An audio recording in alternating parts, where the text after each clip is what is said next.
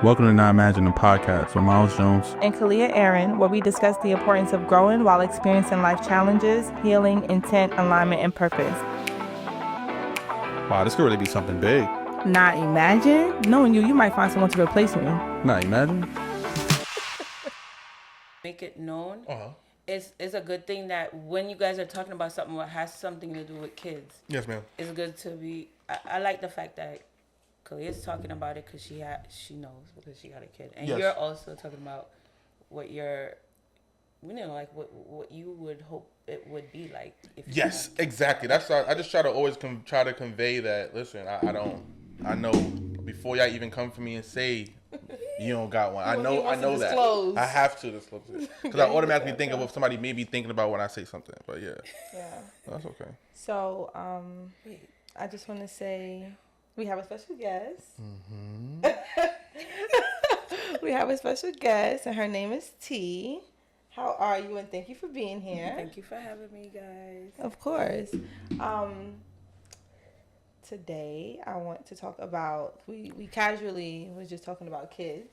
Yeah. And so I want to just get into your experience, as an older woman who is married. And can I disclose your age? Is that okay? Yeah. Who just celebrated. I thought that was like a real big rule. Like we don't just everyone's women, different, yeah, but I think that it's true. important to celebrate. She made it. No, to we 50. can celebrate another life, another year of life for sure. Okay. We gotta throw numbers up. Come on, But the milestone, is I think the milestone is dope. Nah, And then for sure, it's when you huge. look at like how young she may appear, that's all of that. It's kind of cool. Absolutely. But just talking about like you as a married woman who actually have not been able to have a child or conceive a child, and what that experience for you is like, and how does it make you feel, and how does it affect your marriage if it does at all, and all the good things. So yeah, that's like 4 questions at once, but you can start wherever you feel comfortable discussing. Just casually, tell us about your experience. Well, first of all, I always wanted to have kids. Always. That was my dream. My dream was to have a house, not get married, but I want to have a baby for sure. I want to have a baby. And then that's it. That was supposed to be life. How does that work? I have no clue. But it was going to work. No marriage, but a kid. How did you? But I did end up getting married. And at the time when I got married, I was like, I want someone that don't have any kids. Because at the time, I don't know if I was going to be able to have kids. I already tried with boyfriends and all that. And it didn't happen. Well, I did get pregnant, but I had miscarriages. Okay. So it went from that to now, I think I was in my 30s when I got married. And before I even got married, I'm single, I'm looking for someone, and I'm thinking to myself, I get someone that don't have no kids. Because if I get someone that have kids, it's probably going to be a problem. What if I can't have? Because I never checked to see, is there something wrong with me? Why am I miscarriaging? So I'm like, I don't want someone with kids. So it happened that the husband that I have has a child already. And that was something that I had to come to terms with. Like, okay, you have a child. He's 5 years old. Or I think at the time he started living with us, he probably was like 5 or 6. And by that time, we already tried to have a baby, I think it was. Or maybe not. I'm not even sure anymore. Because I already started trying before that. I have a quick question. So, before you said you got married and everything, you were trying and you didn't know and you were having miscarriages. What did that look like? What did that look like? First of all, the first time I've ever gotten pregnant, I was about maybe 17. And miscarriage. And that happened with me being, my mom didn't know I was pregnant. And me at 17 was in denial, like, maybe I'm not pregnant. My period is going to come. It's the first time that's happening. So it just so happened that I found out that I was because I miscarried on the toilet. Came home from school, my stomach is hurting me. And I'm like, okay, my period is coming, great. And all this cramping. And then I passed the baby in the toilet. And it was like, oh my God.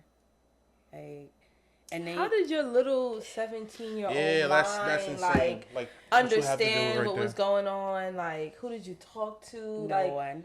That's Really? insane. No one. And That's I insane. actually, I don't even, no one knows about what I'm about to say. Oh. Okay. I actually took the baby out the toilet and I saved the baby for I don't even know how long because the baby Where did you save I don't even remember. Oh my But god. the baby was so tiny, and to know that you see like little buds of arms, leg, and you can actually see where the eyes would be, and they're all curled up, just little. Hold on, wait. Wow. How far along do you think so you said that Probably you like maybe 2 months, maybe. Oh, okay. Maybe about 2 months. Wow. Okay. Mm-hmm. So I never understand how they gauge how far you're in pregnancy. It doesn't make any sense to me at all because, you know, like they normally count from I think your last period. I think they start at maybe 2 weeks. Because when you're pregnant and you go and they're like, oh, when was the date of your last period? Mm-hmm. So they track it from then. Mm-hmm. So I'm not a medical professional, but like just off of my experience and when I think about it, it's like, okay, you have a period, right? Mm-hmm. The period's over, and then you ovulate maybe like 15 days after your period has started. It's about 7. That's how good I am. No. So yeah, 7 days after it ends. 7 days after it ends, but 14 days from when it started. Oh, I see what you're saying. You see what I'm saying? Right. Yeah. So, and then period science is crazy. No, it is. Trust me. It's crazy as hell. But listen, so you get pregnant sometime around fertility ovulation. Somewhere around that week, you get pregnant. And so when you find out that you're actually pregnant, you're already like about a week into being pregnant. Exactly. Or 2 weeks. Exactly. Like that. So now, right, based off the math that you and I just did, right, you're about 2 weeks pregnant in theory. But when you go to the doctor, they're like, oh, what was the date of your last period? Mm-hmm. And now all of a sudden you're 4 weeks, 6 weeks, or whatever. And you just found out. It doesn't make sense. It doesn't make sense. So I always thought that was weird. Like, the math is not mathing for real, but yeah. But that's how they calculate it because they're calculating it back when you ovulate and the sperm and the egg meets at that time. Mm-hmm. And then you yourself is thinking, okay, when my period stopped, that's when I'm pregnant. But you got pregnant before when the ovulation happened. Exactly. Yeah. Anyway, I'm sorry. So you saved your precious baby. Science. Yeah, it's crazy. It's really crazy. Like, I even was exposed to the whole ovulation and this, that. At a young age, I was just probably my late teens when I went to the GYN and she was like, she's always explained to me about ovulation, and that's how I learned about it. Mm-hmm. And so since then, I kind of like understood it, and through experience, it just all made sense. Mm-hmm. When I got, it made sense. It was right during that time frame and everything, so it just makes sense. Yeah. But yeah, back to you saving your baby. I don't remember what I did next, because it was so long ago. Wow. But that right there was like, wow, it was interesting. But even after that, it was like, oh my gosh. I don't even know. It's just like, okay, one day I'm going to get pregnant and I'm going to have a baby. And I was with that same guy for like maybe 12 years. So within that 12 years, there was plenty of time of miscarriages and blah, blah, blah. But in my whole time of being pregnant up until this date, I have lost, I think, 8 babies. But it was only 7 pregnancy. One of them was twins. And that one was the hardest one. Because at that point, I went up to 5 months. Wow. That one was devastating for me. I'm not even going to lie. Because we have a group chat. And it's like she just came in the group chat and was like, no heartbeat.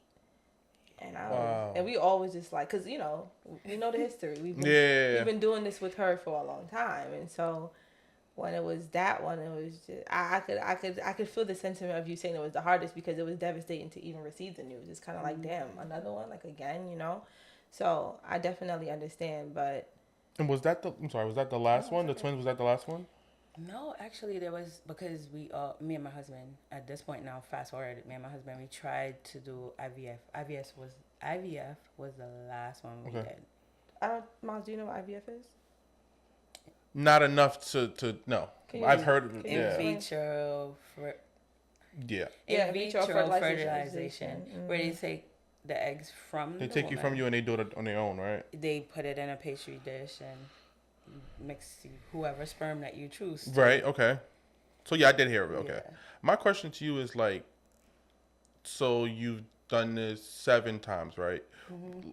The strength part of it, like after the either the second or the third, like where's the strength come from, or what's in you that's like to keep going and keep trying it, like for those times, where did that come from? I think I don't know. That strength is like. It was just me just keep desire to going. And I want keep it. trying because I'm still young, so I could keep on trying. Gotcha. I never even thought about, well, maybe something is wrong with me. Let me go check. Never did.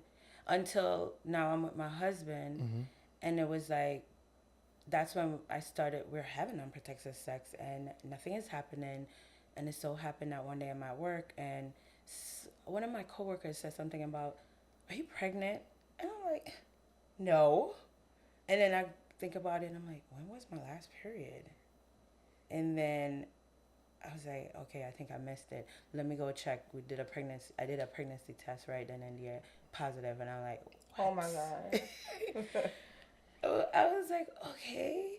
And the thing is, we were getting ready, if I'm not mistaken, we were getting ready to start like taking medication, for me to take medicine to help with eggs being released and all that good stuff. And I was like, okay. And this is when I found out that I was pregnant with twins. Oh, and I was like, all right. And at that time, when I found out about it, I didn't want to be attached yet.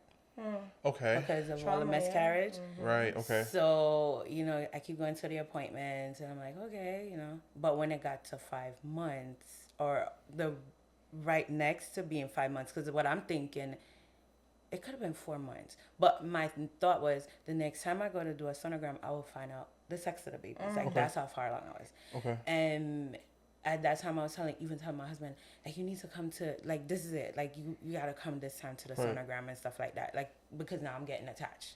Okay. And just to see the babies growing and to see the fact that one was real quiet and the next was real active. Oh. And the fact that the shape of my husband's head, I'm looking at all of that and I was like, oh my God, that's my husband's head. Like, wow. That was so cool to see. But then there was my checkup. Actually, before even reaching my checkup, I'm home and I went to my sister's. We live in the same building, so I went to her apartment. And I noticed when I just finished eating, and I went and sat down, and I noticed that I was feeling a lot of. And this was a time where you may start feeling movements. Okay. And I'm like, maybe that's the baby. But it was real rapid. It was going. There were other times I felt movement, but it was subtle. But this time I was back to back. And then all of a sudden it just stopped. And I never felt it again. Oh, wow. I went to the doctor, and this was just my regular checkup now. I'm going to the doctor, and it was like, oh, are you feeling any movements? I'm like, yes, I did. But then once I felt it, it just stopped. So they was like, well, it's still probably too early for you to really feel anything. And I'm in my head going, no, I know I've been feeling the babies for a while now. Right. So he went and checked for the heartbeat. Nothing. But my doctor, I'm like real close with him in terms of, I've been going to that doctor for a very long time. And he knows about the miscarriages. Okay. So he was just like, yeah, we're not hearing a baby heartbeat, but I want you to go to the hospital and do a sonogram just to make sure everything is okay. In my head, I'm like, something is already wrong. But I didn't tell him that. So I was like, okay, I'll go. We went. Well, I went because I was at work. Was I at work? Yeah, I think I was at work because I used to work with GYN. So it was kind of like, oh, you can go to work and then I'll just go do my appointment, run back. Okay. Mm-hmm. So I went. And when I went for the sonogram, I could tell the sonographer, just the look on their face, I could tell something was wrong. And it was just too much of them looking too much. Mm-hmm. And I'm like, something is wrong. And sure enough, they go call the doctor to come in to talk to me. Not the same doctor that checked me, my original doctor, because I'm at the hospital doing the check. And when they checked, the doctor came out and was like, yeah, there's no heartbeat, And then when they show me what the babies look like, I'm like, oh my God. Because now the babies look like they're not, I don't even know what the proper word is. They don't look like a baby no more. It look like they're just dissolving, like they're just separating. And oh wow. Yeah, it's and different. I was like, okay. And that's with the ultrasound. That's you seeing it on ultrasound. I got to see it. So, have you ever, and then of course I'm pretty sure following that you had to go through a procedure to remove them. Originally, my main doctor told me was like, you can wait for the miscarriage to happen on its own, for cervix to open up. For that long, like that far along into the pregnancy, because being that the pregnancy there wasn't any heartbeat. Mm-hmm. The body would sense that, and they'll just release it. Yeah. So that's what we were waiting for. So in my head, I'm going, okay, we can do that because I know it's going to be painful. I've had miscarriages before. So it's like, okay, I'll do that. But it was like a day or two into it, and people are still like, oh my God, your stomach, because no one knows. My stomach is big. Wow. And they're like touching me, and I'm in my head going, don't touch me, stop touching me. But I was like, okay. And I went home and I was like, I can't do this no more because I haven't told anybody except for my husband and my doctor. Mm-hmm. No one really knows. And I'm just like, I said, I can't do this no more. So I went to the doctor and I was like, I can't do this no more. Like, what can we do to like speed up the whole process? And it was they call it a DNC. In my head, it's like abortion because it's like the same process. They just call it something different. In my head, that's what I say. So I was like, okay. So I went down to Planned Parenthood to do it. Horrible. That was traumatizing. Because you see people that you can either see the stomach or you may not see a stomach and they're coming in and knowing that they're coming in to have an abortion and all these other things. And I'm like, oh my God, that was hard. I'm boohoo crying. The person that's like taking my information, she was rushing me along because you know how these abortion places are. It's like chop shop, go, go, go. Wow. So I'm just boohoo crying and they were like, well, you need to hurry up and make up your mind. Oh my God. Because you're close to the cutoff point for abortion and all. I was like, I'm not having an abortion. I'm just coming in for blah, blah, blah. And they go, oh, I'm sorry. And I'm explaining to them. So the nice thing about it is they stepped back and gave me time to just go. Once they realized what was going on. Yeah. Gotcha. Okay, gotcha. I got time to just grieve about it and all these things.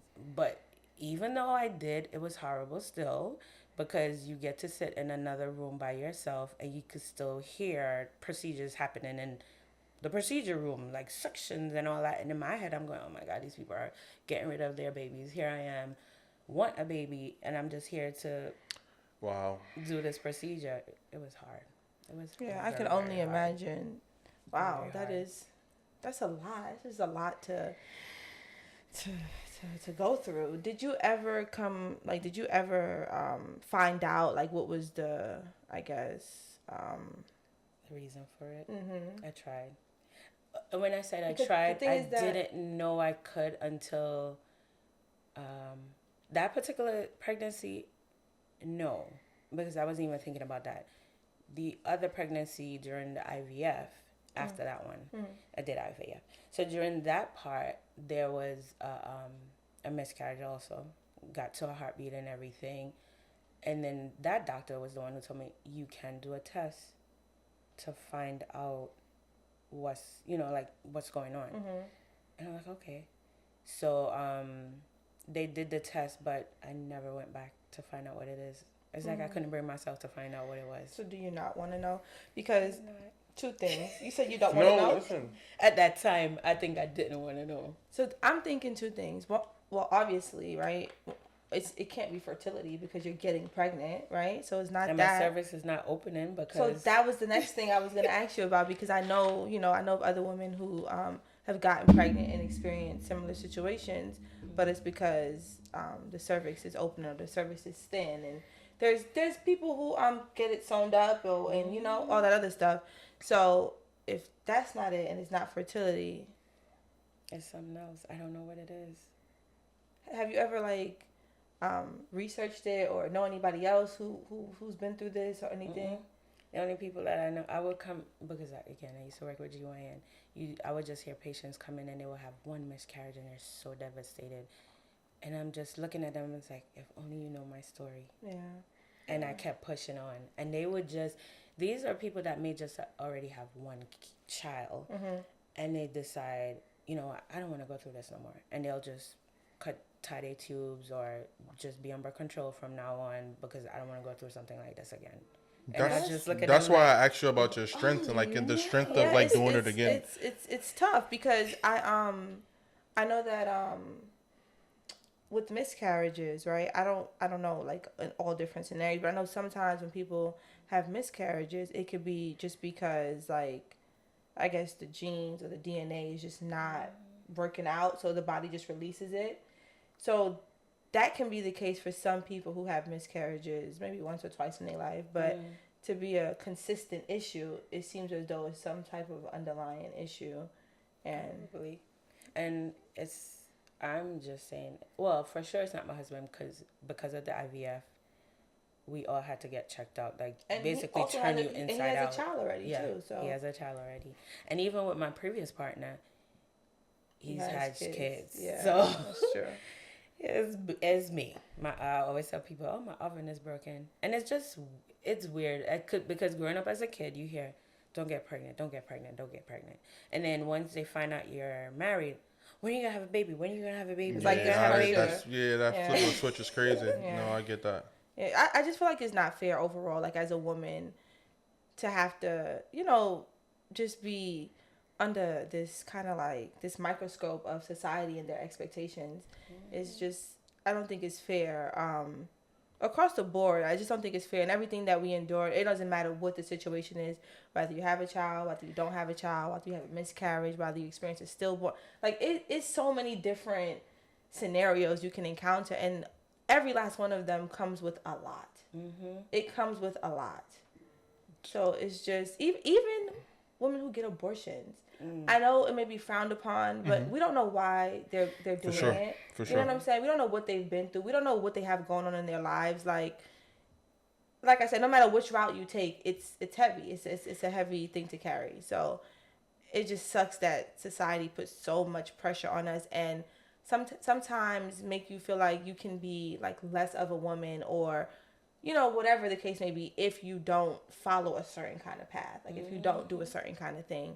That to me has just always been frustrated, and I like that now a lot more women are speaking out like about not having children and being unapologetic about it, whether they can or can't, like, you know what I'm saying, or even putting people in their place when they're asking those types of questions. When you're gonna have kids, it's none of your business, like, you know what I'm saying. I'm happy that women are now starting to like get their power back and speak up for themselves in that respect, because it's not fair and it's nobody's business, and it's just. No route you take, it's not easy. It's not easy at all. Absolutely. It's not easy. I guess my question is, did you take on any of society's pressures? Like, did it at one point where you just sitting with it, just like what's, and again, I don't want to say the words what's wrong with you, because it's not a what's wrong with you thing, but like, I questioned myself, like, what's wrong with you? But I think deep down I probably was afraid to find out what's wrong with me. And then society did kind of, it led to even me going to therapy. That's what started me with therapy. Because on top of whatever normal thing that goes on in life, the regular stress you have, it was right after the last miscarriage, I started to go to therapy, because I found like I can't do this. Mentally, I didn't want to go to work no more, but I had enough sense to say, I have to go to work because I have bills to pay. Right. So I started to go to therapy for it. And I didn't go for long because at that time I also had to relocate. Okay. But therapy, in my opinion, helped. And with the fact that if you ask the society play a role on it, yes, I've had instances where I've been told before, someone at work, at the time they knew I had a miscarriage, and they were like, you're back at work, you don't even look like you had a miscarriage. Like, in other words, you don't even look sad. Like, they were expecting me to more look sad. And I'm in my head getting all upset, and I was like, you know what, this person don't know. You're probably putting on this smile and they're that's the reason why. And I couldn't even be mad at the person. No, but that's also none of their business either. Who knows what you had to do to just get through that, to walk through that door that morning. So, I mean, I don't think that gives them right either. I've actually made that mistake and said something one time too. And not till this day I think about it. And it was with somebody else who had a miscarriage. And I believe they came back to work very soon. Mm-hmm. And they were bouncing around, and I'm like, hey, what's so did you have? Why don't you sit down? So did you have a baby? And then everybody hit me like, Miles, what's wrong with you? Blah blah blah blah. And it was just like, I had no idea. Till this day, I still can't forget that. So even in that, I'm wrong for that too. And I think. But you didn't know. Yeah. So how can you be wrong? But I know nothing about having a baby or womanhood or motherhood at all. So my mouth should already be closed. You know what I mean? You can. No. How would you learn? Yes, exactly. So I learned from then, for sure. You learned because you opened your mouth and you said something and somebody was like, and you was like, okay, no, I get it. But that's how I learned about not asking women, are you pregnant when they're just really fat? Yes, for sure. Early stages of me in the work field, and I'm like, oh my God, congratulations, you're pregnant. And the person's like, I am not pregnant. Oh, never again. You could be, your stomach could be 10 months pregnant. No, for sure. I will be like, oh, she's probably just gaining a little weight. Bloated. Maybe it's a tumor. I don't know. Bloated, until she sure. says it out her own mouth. Absolutely. I'm just going to assume it's something else. Absolutely. Okay, I understand that. For sure. You have to learn to stay in our place. I think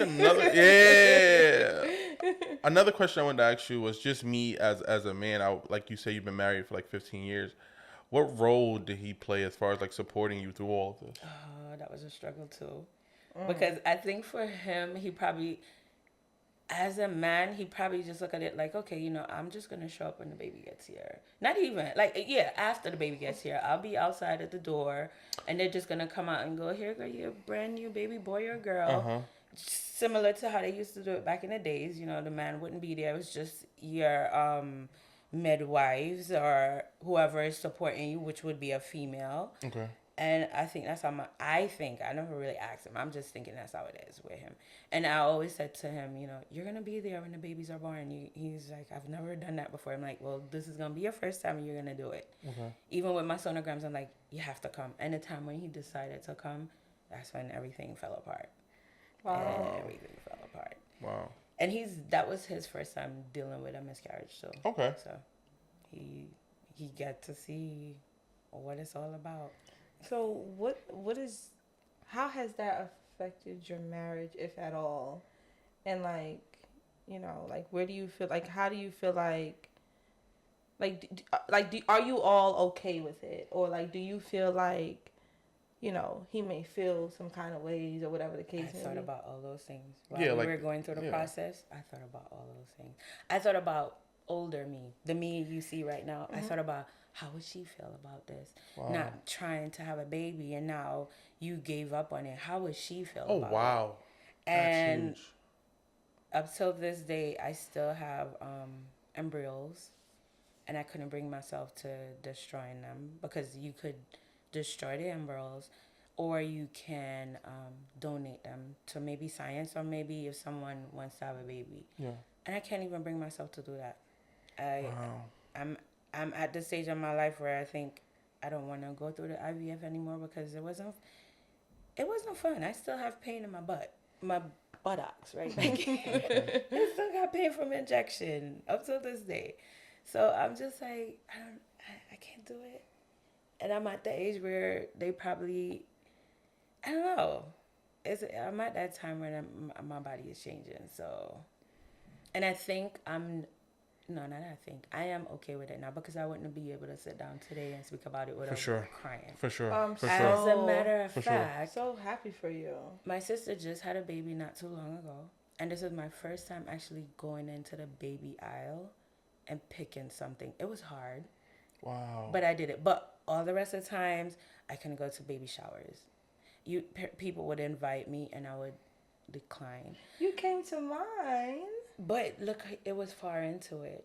Yes. And your baby shower was the only one I've been to outside of friends. Actually, I should say this. When it got to that point where I'm going to therapy and all that, your baby shower was the only one that I've been to. But now that I think back, you told me that you wasn't gonna come, and I don't know if it was because the distance or because of that. It was I don't a know. surprise. It was a surprise. It was a surprise. But I don't know. It was me trying to surprise you. Okay, well, we know that I was surprised. So yeah. It was me trying to surprise you, but that was also, I don't know, I guess with families I try to show up. Yeah. Yeah. And family was also being lenient on what's going on with me because, like I said, my sister just had a baby, and me even going into the baby aisle to buy her something, I could have just sent a gift card, but I didn't. I was like, no, I'm not going in the baby aisle. That's huge of you. And I'm gonna walk around in there, and it was. So let me ask you this: do you feel liberated now that you're like? It seems as though you're no longer being like a prisoner to this experience. So like before, what would have you caged in, closed off, in your head, in your feelings? It's like now you're starting to, come out of it. How do you feel? I have to come out of it because I'm at this stage where it's not gonna be easy anymore for you to have babies. Right. And I have to be okay with that because this is the person I was worried about, and I'm not worried about this person today saying, well, I think it's because I have a husband that it seems like we're gonna be together forever. I'm sure that helps. And I think probably that's the reason why, because he is very loving, and I think that also helps take my mind off of the fact that I don't have a kid. I think That's if huge. I was single, it would probably still be Wow. Because I think I understand your point of view though, because it's like now you have no one. Yeah, like your husband gives you some sense of security or something like that. He's that person like, okay, I'm going to get old, but I'm going to get old with him. Gotcha. Versus I'm going to get old, but I'm hoping that my niece and my nephew will still be there because we don't know if my sisters are going to be there. They may go before me. Right. So those are things that I'm like, okay, I don't have to worry about that. It's just going to be me and him now from here on. I do have stepkids though, but I still don't want to depend on them. So I was just about to ask you about that next. I was not that you're dependent on, but I want to know if they give you any. Obviously, you don't know what it's like to have a child of your own, but do you feel like you get to embody that motherly role with your stepchildren? And does it feel, I guess, satisfying enough? Do you enjoy it? When I said no, right? Okay. When I said it wasn't easy. It's not easy. I'm still a stepmom because we're still married and the kids are still there. Yeah. So it wasn't easy it's not easy being a stepmom. That was another thing that also brought me to therapy because there's the miscarriage. There's being a stepmom, being a wife, and mom is sick. My mom is sick. It was just so much. And being a stepmom, I was just being a role model. That's how I look at myself. Like I'm there to help, like guide them. Navigate through life, like showing them all these things. And it still didn't feel anything because guess what? I still want the stretch marks. I still want the movement in my stomach. You want what I try still to want avoid. to have my legs all and push. Oh my goodness. I still want all I of don't want that. any of that. That's crazy. I still wanted that. I still want to be able to breastfeed. I was still looking for all of that. No matter how much it was like, it's so painful, it's so this. It's okay. You're going to get stretch marks. Your stomach is going to look this way and that way. I really don't care. I still want one. Wow. Or two. So you, because when you become a mom, it's different stages, right? So you go through the carrying, you go through, raising, like the baby stages, then you go through like actually raising someone to be, mold them into the person that, you want them to be as much as you can, because they're their own person anyway. For sure. You sound like you're way more invested than carrying that and all the things that come with carrying. Because people are like, why don't you just adopt? Why would I adopt? I have 2 stepkids. That's just similar like to being adopted. Yeah. So I don't want to adopt. And essentially that's the raising part. Like you're raising a child at that point. And it's still not going to fill the void that I had where I want to be able to carry and feel the movements and whatever. And deliver a child too. Yes, I want to break out in rashes, which I was doing that too. I want to be able to have my ugly pregnancy look. I want to do that. I want to do all that. You wanted the nitty gritty of pregnancy. No, for real. You wanted the nitty gritty stuff. That's crazy. You wanted to be in the thick of it. Yes. Okay. Wow. Yes, I really want That's beautiful though. That's so beautiful. Here I am. I'm just like terrified to get pregnant because I don't want to do any of that. I want to I want to look like this while I'm, but that's just not. And even though I knew how painful miscarriage was, it didn't stop me from wanting to do it again. And I think that's what to me drives me have this conversation. Like keep hearing that. Like the strength that must take is just crazy. What you really wanted it that bad. Yes. Yeah. And I think that's huge. Oh, so I'm sorry. No, you're fine. So I remember my husband told me at the time where we were experiencing everything, and he mentioned, I don't know what the conversation was about, and he says, believe kill and believe cure. I think that's how it went. And then I'm like, in my head, I'm thinking to myself, I could see how it could kill you, because if I allow it to take me over and stress me out about the fact that I can't have a baby, then it can kill me.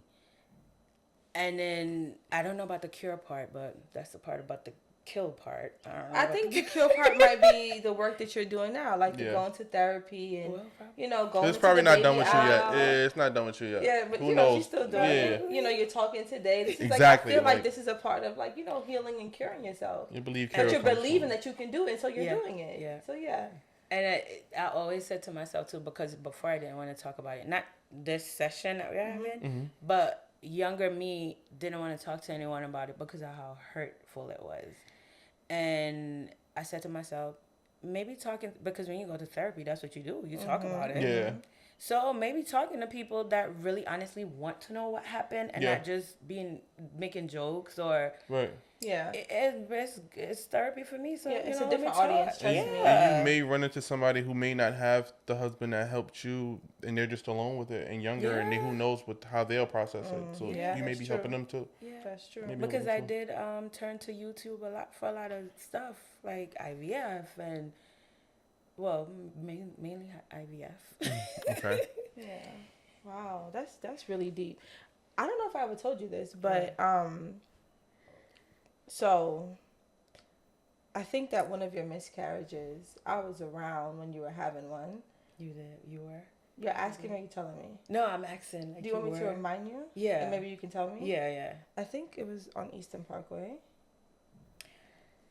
Do you remember? Oh, so ectopic pregnancies also. Oh my God. It's so, yeah, that, remember you're asking as the reason why. So, yeah. So it got to a point where before Eastern Parkway was my very first ectopic pregnancy. Yes. So I almost died. But still, I wanted to. I'm sorry, y'all was explaining words to me before. Y'all didn't try to explain this one to me. So the ectopic pregnancy now, right, is when the baby is basically now developing in the tube. It didn't make it to the uterus. Okay. So it stayed there and start to develop. The fallopian tubes is not made for that. So it will just grow and then burst. So what happened that time was I found out I just got pregnant. I just found out. And I'm set up my appointment to go to the doctor. Okay. And the next thing I know, I got up that morning and my stomach is hurting me. I was like, oh my God, I probably have food poisoning. Why is my stomach hurting me? It's not that I was having any kind of bleeding or anything like that. And I'm like, why is my stomach hurting me? And I'm just there, and I'm like, something is not right. I went and lay across my sister's bed. And then all of a sudden, the pain was terrible.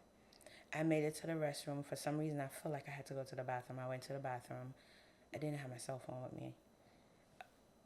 I don't remember how old you were. Me either. But she was young. And I'm sitting on the toilet. Her dad was there also. And I'm like, oh my God, I don't want him to see me like this. And I know something was wrong because I started to have tunnel vision. Never had that before. Never had that.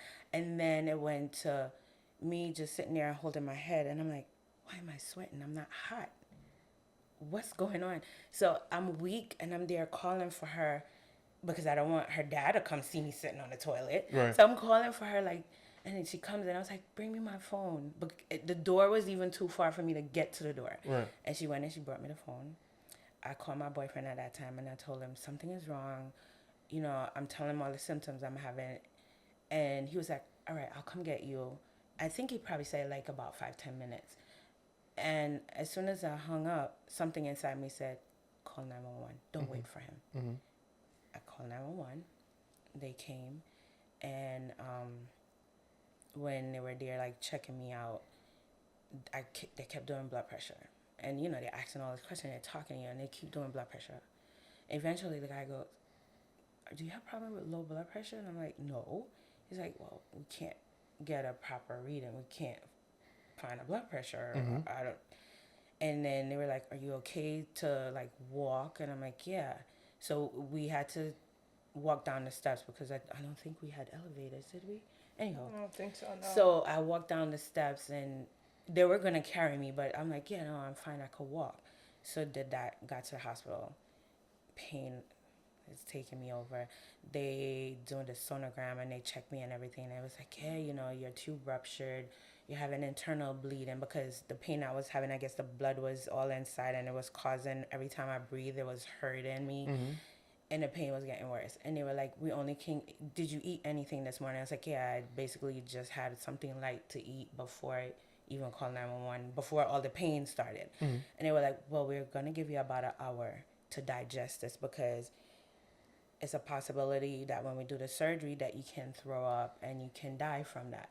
But then in my head, I'm going, well, if I don't do the surgery, I'm going to die because I'm bleeding. And if I do the surgery, it's a possibility that I'm going to die. I'm like, okay. My mom was there, and I remember when they were taking me into the OR, they said, they were like, okay, you know, like, tell your family bye or whatever. But my mom was like, no, don't, it's not bye, I'll see you later. So I said, okay. We're in the OR now, and I'm shaking. And they were like, are you cold? I'm like, no. But I'm already on the stretcher. And all of a sudden, you hear them going, where's the doctor?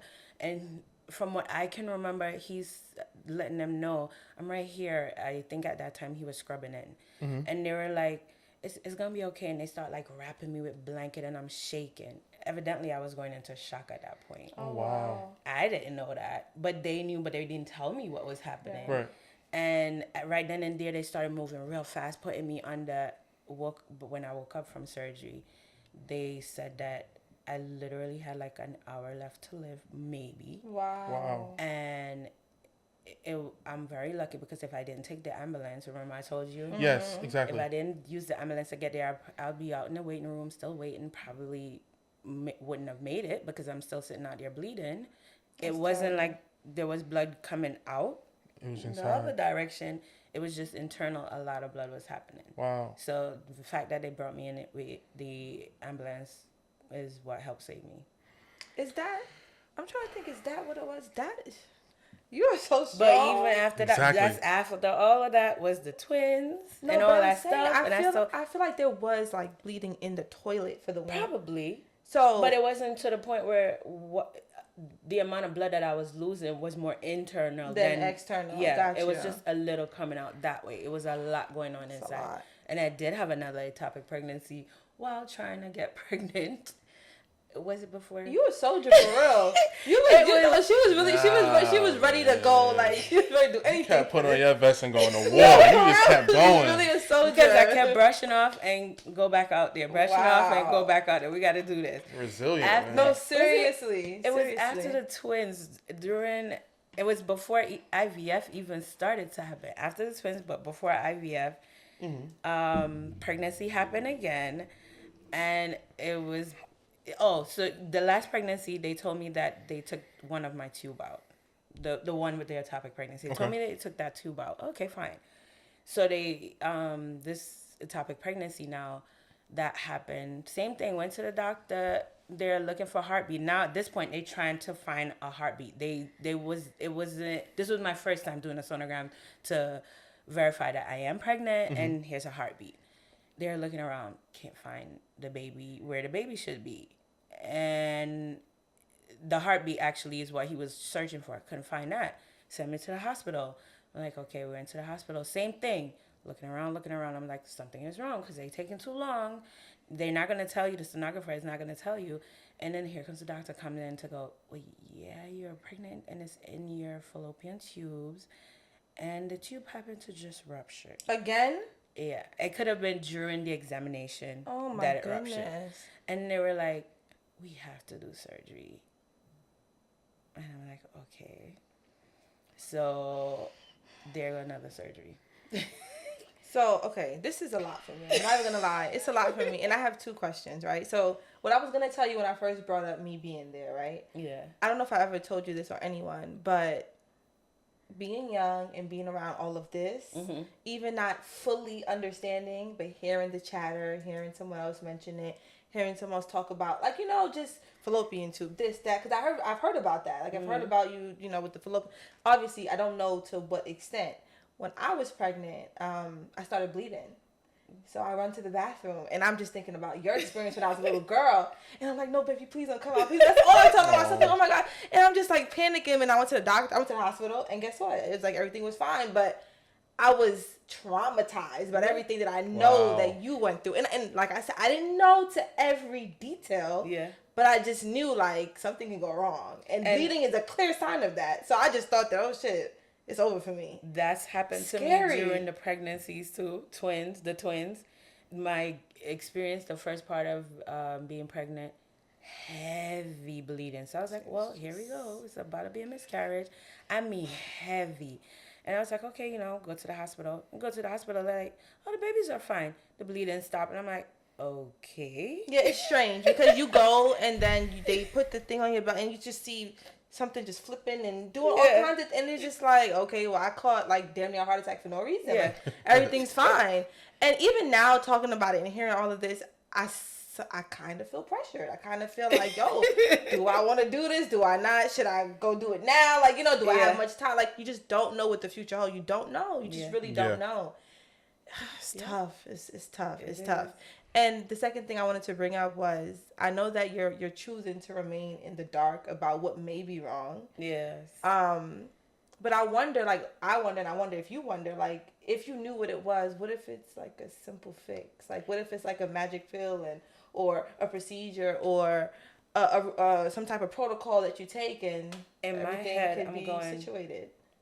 What other procedures could do? Because I've done procedures before doing the IVF, because what happened is now that there's I originally thought both tube were I originally thought one of my tube was gone. Obviously the second time around they removed that tube, but when they went in they were like, yeah, now your tube is still there. And I'm like, what?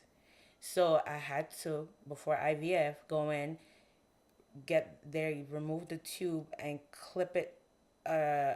There's technical details behind it. It's something about them having to make sure the tubes are cut properly so that, I don't even know how to explain it. They had to just make sure all the tubes are cut in a proper way so they can do the IVF, so that fluid that comes out from wherever doesn't come and wash the egg away. I don't know how it goes. So much. And so I still have the scars on my stomach. Just listening. With not tubal ligation, but the ectopic pregnancy, just still have scars on my stomach, little scars on my belly from them trying to do the IVF, where they had to go in and remove what was remaining of that tube that was there, or any others. And even those, just to see my stomach in the beginning, it was like my battle scar, because there's questions asked. Okay. There's the doctors new doctors were like, oh, what's the scar for? Or if you have a new partner, what is this for? And it's like you constantly have to be telling your story. Okay. You constantly have to. In the beginning, it was just, oh, you know, it was just this. I don't go into details. But then it got to the point where I started to get more relaxed and more comfortable with telling my story. Yeah. Just keep talking about it. I'm glad that you can do that. Yeah, no, so it shows that you're at a way better place now. It's power in being able to be freed from something that has, you know, kept you prison for such a long time. For sure. And it can be anything, but this one is a big one. This one is a big one because, like you said, it's like this constant reminder, constant thoughts. It shows up in different ways. People around you is doing it. People around you is asking you. Siblings are getting pregnant, and you're like, what about me? Yeah. Wow. Yeah. People don't want to tell you that they're pregnant because they're like, how's she gonna feel? Yeah. I don't want her to feel any way about it, and that upsets me because I want to know, because I'm excited for you. Yeah. But yes, I'm gonna be sad for me, but I'm still happy for you. But don't leave me out of the excitement. I don't want to know when the baby get here. It's like, oh, look, here's a baby. I want to be there. Yeah, nobody really knows how to navigate that. Yeah, I think that's just a tough one, period. Because you can't, because it's not like you're saying you don't feel away, like you do feel away. You know what I mean? Yeah. So I think people have to be mindful of that in general. But I didn't want them to baby me because this is a part of my life right now, and I have to look where I was working in GYN, where people are getting pregnant all the time. Oh, true. That is true. People are coming in pregnant. It's like you're just putting yourself like a little, right in it. Bit. And I didn't crazy. Yeah. I didn't how like doing that. Look at how life just works because, like you said, you're working in GYN where you're constantly encountering pregnant women, and then also you have so many sisters. Yes. So it's just like, and all of them have kids.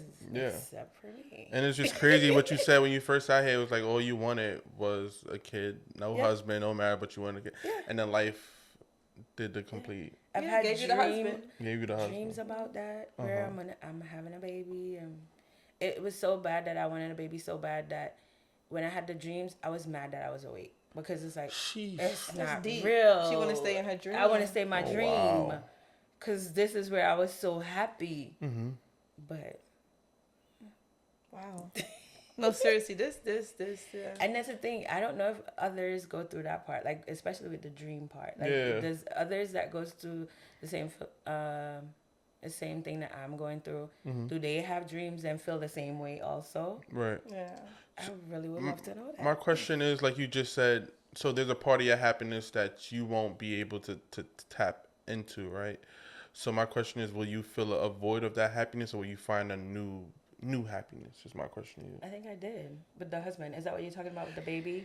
Yeah, like I'm saying, like you won't be able to have that one, but then Yeah. can you find it somewhere else? Is it filling enough for you somewhere else? Being that my husband is there and we're just gonna get old together. Okay. I think that's what's filling the void that I had. Is that now it's just me and him. We're gonna be there until the end. I'm not gonna be alone. Right, and that's all. Even though having a child, it doesn't guarantee that the child may be with you. No, for sure. It may decide to just run off and be, but for sure, not be there. But I think that's what helped me. There's so many different ways to like look at life, to look at happiness, and to kind of like think about how life may play out. Like, you know, talking about being alone and stuff like that. I want to give an example. I know someone who have children, and she's an older woman now, and she seems very upset, and it appears that she seems upset because she's kind of like giving her life to her children, and I don't mean in the sense that you know how some people are literally like really like engulfed in their children's life, not like that, but to the sense that she had multiple children kind of like back to back, and she had the husband, and she thought that was going to be life, and her husband didn't work out, and I feel like that bothered her a lot, and I think that one of the big things that she sacrificed in that entire experience was herself, and now that she's older and alone, it's a lot of anger, it's a lot of bitterness, and it's being projected onto those kids because I thought it was supposed to be this. Now, why you're not doing this for me, and why you're not here for me in this way, and why you're not holding me down in this capacity. And I know, like, for me as a mom, when I do things, and I hope that it stays the same, but from now that my son is small until he gets bigger, whatever I do for him, I'm not doing it with hopes of receiving it in return. You know what I'm saying? And so I feel like when you start to feel like that, it's because you feel some sense of unappreciation, or you know, like you just feel like this is not what I thought it was going to be. You know, you feel like somebody owe you because I didn't really sign up for this. I didn't really sign up to neglect myself. I didn't sign up to be a single mother. I didn't sign up to have all these kids. I didn't sign up for my body to look this way. I didn't sign up to be alone in the end. I think that's also comes down to what you wanted out of life. You know what I mean? And your what will make you full and what you're actually into, because if you had children and thought they were gonna give it to you instead of you finding it in yourself, you got it messed up. Yeah, for sure. Yeah. That's just not how it goes. But a lot of women live life like how we all like come into it with like, oh, I want this, and that. Remember, you started off with I want to be a husband. You started off with I want a kid. You know, everybody have like their ideas of what they want. So when you have an idea of what you want, you also have an idea of what that looks like when you get it. For sure. And so when that doesn't come full circle, it's kind of like, wait a minute, I've been kind of scammed. and I want my money back. Like, you know what I'm that's a saying? fact. You know what I'm saying? Right. So Once your money back with kids is crazy, but yeah. So I get it, I understand it, but that's why I really feel like no matter what, it's so important to really lock in with yourself. Yes. Like, yes, you can have the kids, yes, you can have the family, you can have all of that, but you gotta pour into yourself. You gotta make sure you are okay. You gotta make sure that you're really taking care of yourself so that no matter what happens, you should be able to navigate. That's what I usually try to tell people. Yeah. You know, it may hurt. You may go through some things, but you feel confident and you feel good in you. You kept up with yourself. You know, you did the things that made you feel good, and so if anything else happens, at least you kind of feel good with yourself at the end. You know what I'm saying? That is so true. Long story short, don't put your all into anything. Even your children. And I get that. Yes. And I think I credit you for that too. I've always said that, like, because if I'm not good, what good am I to anybody else? Exactly. You're also a woman. You're a mother, but I know I say it. I've said it first. Yes, I matter. You're a person first. Like, you have to be that. You have to leave room for that, because one day, again, like kids grow up and they want to do other stuff. Yes, and you can't be mad at them for that. Like, that's what you wanted them to do. That's what you should have wanted them to do. That's what you wanted to do too. You wanted to blossom and you wanted to grow and you wanted to live your life. And so they deserve to do the same thing. Exactly. They deserve to do the same thing. They're not obligated to be under your wing. They're not obligated to do anything. They don't have to do anything for you. Exactly. That's true. They didn't ask to be here. Exactly. So, like, you made that choice, so now you have to sit with it. You have to sit with everything that choice comes with. Mm-hmm. Yes. I don't know how people expect, just because you have a child does not mean that they will be there for you. Yeah. And that's something, if you ever look at it, look at the animal kingdom. I hope I'm saying it right. I think you are. I thought a support animal too when you first said it. Like, having a kid is like a support animal. That's what I first thought. If you think it's gonna be that, it's just not. Because with them, they have their babies. They teach them how to do all the hunting and blah blah blah, and then it's time for you to leave the nest. Bye. Yeah. You didn't even see them again? Like, no. And that's crazy. You're absolutely right. Yeah, that's crazy. And as a matter of fact, they want to fight. Some of them just want to fight. What are you doing here? Go find somewhere else. Go start your own tribe or whatever it may be. This mom. Like, this mom. Get your own. Okay. Now go get your own. I think we as humans are probably the only one that expect your kids to be there and have to take care of you and have to do this. The sense of entitlement. It's crazy to me. That's really crazy. Because with me, I'm thinking to myself, like, okay, I may end up in a nursing home because it's not guaranteed. That's just how my mind works.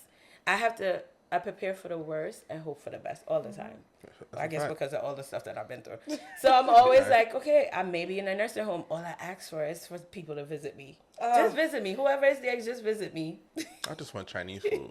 Miles, come on. Like, make sure I get Chinese food. That's a fact. If you're gonna put me in a nursing home, make sure I get Chinese food. There's certain parts of life that I can genuinely say I'm just not ready for. I'm not ready to think about it. I'm not ready to endure what it comes with. I'm just not ready for it. Let me, I was talking about living in now. I'm heavy on living on now and what this kind of life looks like. I'm not ready for that. Like, even right now, my grandmother's in a nursing home. She's been there for quite some time now. And when I first moved back to New York, I had like this whole schedule. I swear to God. Matter of fact, I have an alarm on my phone set on Sundays at 12 p.m. to go see my grandmother. And it's been like that for the last 3 years. And ask me how many times I went to see my grandmother. I told you about that. I told you about making them plans, man. Stop. Well, thank you for being honest. No, I'm serious. But guess what? I did it. I did it maybe like once. I did it however many times. And I spoke to my friend about it. And I was like, listen, I'm having a really hard time doing this. And my friend, she used to work in a nursing home. She used to work with older people. She used to do that. And she used to, girl, just go play some card games with her, play Connect Four with her, like stimulate her mind and da-da-da-da. And I'm like, yes, but no. And the same way how I have a hard time connecting with people who aren't speaking, who are not like giving me this exchange. My own son, I have a hard time doing it because I guess that is how I communicate. Like, that's how it works for me. And so not only is there no communication, there's also an environment that I absolutely hate. There's also people I'm looking at that, their eyes is doing things, their bodies is doing things, they're smelling certain kinds of ways. And I go home crying and depressed because, is this what I have to look forward to? And so many things go through my head. Is this what I have to go forward to? Where's their family? Why is my grandmother in this situation and she got 5 kids? Like, it's just too many feelings that come with it, and I just don't want to. I can't. it's too much. But it's too you know much what for I me. think? It's just like with anything, even though it starts out where it's you cry and go through it, if you keep doing it, it becomes normal. And it's like, what are you talking about? She doesn't talk, or she's drooling, or the smell. What smell? What are you talking about? I mean, you don't notice it anymore you have because a point keep there. doing it. It's kind of like I get numb to the to the other stuff, yeah. and I focus more on what I'm really here for, right? But if you take too long, like with me, I'm only seeing her because of where I live, right? Like once a year.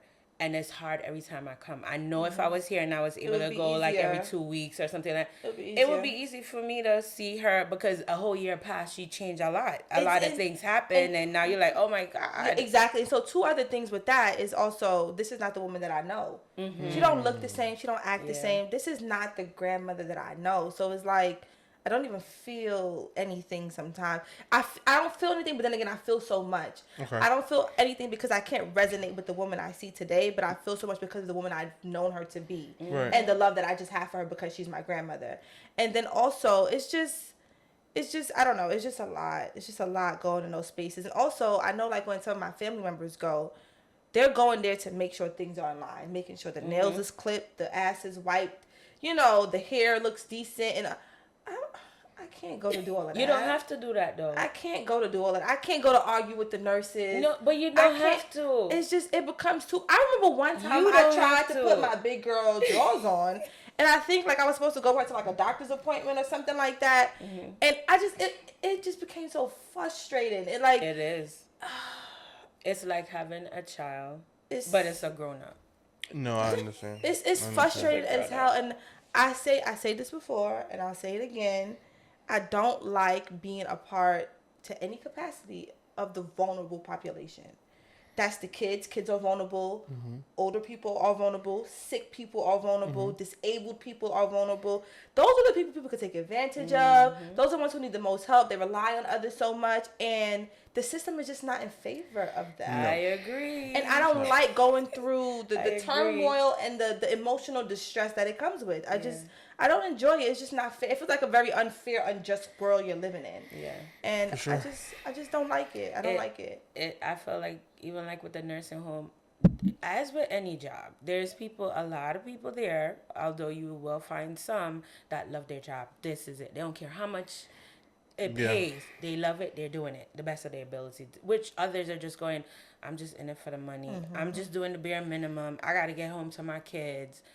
And they just doing just to pass the day, and that's it. And that shows in how you take care of somebody's loved ones. That's tough. You take care of somebody's loved ones and you have that feeling about it. That's just tough. Yeah. Yes, and as much as I don't like the vulnerable population, I'm a part of it.